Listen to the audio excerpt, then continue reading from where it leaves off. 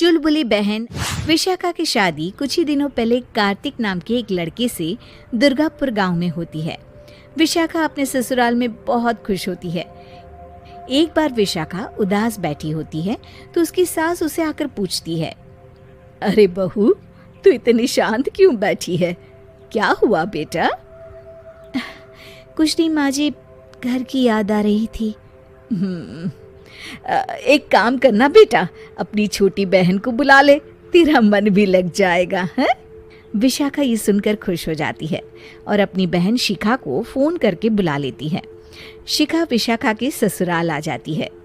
दी, कैसी हो आप?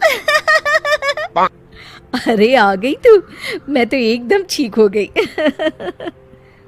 शिखा पूरे परिवार से मिलती है। नमस्ते जीजू, कैसे हो आप? अरे बढ़िया बढ़िया, तुम बताओ। अरे कुछ नहीं जीजू। अरे आपकी शर्ट पर कॉकरोच है? कहाँ है? सॉरी जीजा जी। शिखा, आते ही तूने शैतानी शुरू कर दी, चल कमरे में। अगले दिन विशाखा रसोई में खाना बना रही होती है और तभी वहां शिखा आकर उसे पीछे से डरा देती है। वो! विशाखा डर जाती है और शिखा हंस पड़ती है। तू पागल है क्या शिखा? अभी मेरे हाथ से सब्जी गिर जाती ना। अरे दी, आपको क्या हो गया है? शादी से पहले तो कितनी मस्ती करती थी और अब एकदम बोरिंग हो गई हैं आप। ऐसा कुछ नहीं है शिखा, वो तो शिखा, चूहा! कहाँ है दीदी? दीदी दीदी दीदी, मुझे चूहे से बहुत डर लगता है। कहाँ है चूहा? देखा शिखा, मैं कुछ भी नहीं भूली, मस्ती करना भी नहीं। सच में दीदी, आपने तो डरा ही दिया था मुझे। दोनों बहनें आपस में बात कर रही होती है, तभी शिखा को एक आइडिया आता है। दी, क्यों ना आज हम इन सबको डराए?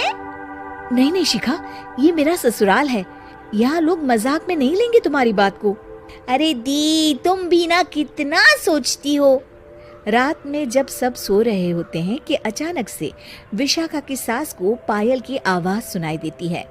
वो आंगन में आकर देखती है तो आवाज आना बंद हो जाती है। अरे कौन है इतनी रात को? वो जैसे ही मुड़ती है तो देखती है कि सफेद साड़ी में एक औरत घूम रही है।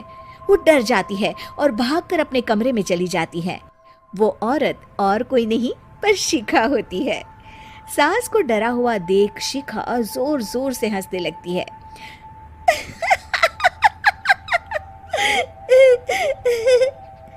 अगले दिन शिखा ये बात विशाखा को बताती है। ऐसा तुझे नहीं करना चाहिए था शिखा, ये मेरा ससुराल है और तू यहाँ ऐसे मजाक नहीं कर सकती। किसी को पता चल गया ना तो हमारी तो शामत आ जाएगी। अरे कुछ नहीं होगा दी, मैं तो सोच रही हूँ कि आज अच्छे से मेकअप भी कर लूं तो और ज्यादा मजा आएगा। शिखा वहां से चली जाती है और विशाखा की सास ये सब सुन लेती है। ओह, तो ये सब शिखा का करा धरा है। रात में जब पूरा घर सो रहा होता है तो शिखा फिर से मेकअप करके आती है और पायल की आवाज फोन से बजाकर टहल रही होती है घर में। तभी उसके ससुर आ जाते हैं। शिखा जैसे ही उनको डराती है वो अचानक से गिर पड़ते हैं और बेहोश हो जाते हैं। शिखा ये देखकर डर जाती है। अरे अंकल जी, क्या हो गया आपको? दी, जीजू, जल्दी आओ। अंकल जी उठिए ना। सारे घर वाले वहां आ जाते हैं। अरे पापा, क्या हो गया आपको? क्या हुआ शिखा, ये बेहोश कैसे हो गए? अरे तूने डराया क्या इन्हें ये चुड़ैल जैसा मेकअप करके? हैं? आंटी जी, मैं तो बस मजाक कर रही थी, मुझे नहीं पता था कि अंकल इतना ज्यादा शॉक्ड हो जाएंगे। तुझे पता है ये दिल के मरीज है। हे भगवान, इन्हें तो दिल का दौरा पड़ गया है। शिखा घबरा जाती है। क्या दिल का दौरा? तेरी वजह से आज इनकी ये हालत है। इन्हें कुछ भी हुआ ना तो तू जेल जाएगी, समझी? शिखा रोने लगती है। नहीं नहीं आंटी जी, ऐसा मत बोलिए, अंकल को कुछ नहीं होगा। तभी ससुर को छींक आने वाली होती है। वो छींक रोकने की कोशिश करते हैं, लेकिन फिर भी उन्हें छींक आ जाती है और उनकी आंख खुल जाती है। अंकल, आप ठीक तो है ना अंकल? ससुर और सास हंसने लगते हैं। क्यों बेटा, सिर्फ तुम्हें ही मजाक करना आता है क्या? है? तो क्या पापा बेहोश नहीं हुए थे? अरे नहीं नहीं, मैंने ही प्लान बनाया था ये। पर क्यों माँ? क्योंकि विशाखा को लगता है कि ये उसका ससुराल है, उन्हें ऐसी मजाक वाली बातें पसंद नहीं आएगी। पर उन्हें ये नहीं पता कि अगर ये दोनों बहनें शेर हैं तो हम भी सवा शेर हैं। ये तो बिल्कुल सही कहा आपने आंटी जी। दोस्तों, हमें उम्मीद है कि आपको हमारी ये कहानी पसंद आई होगी।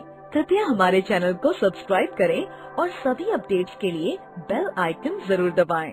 और हाँ, वीडियो लाइक और शेयर करना मत भूलिएगा। Bye bye.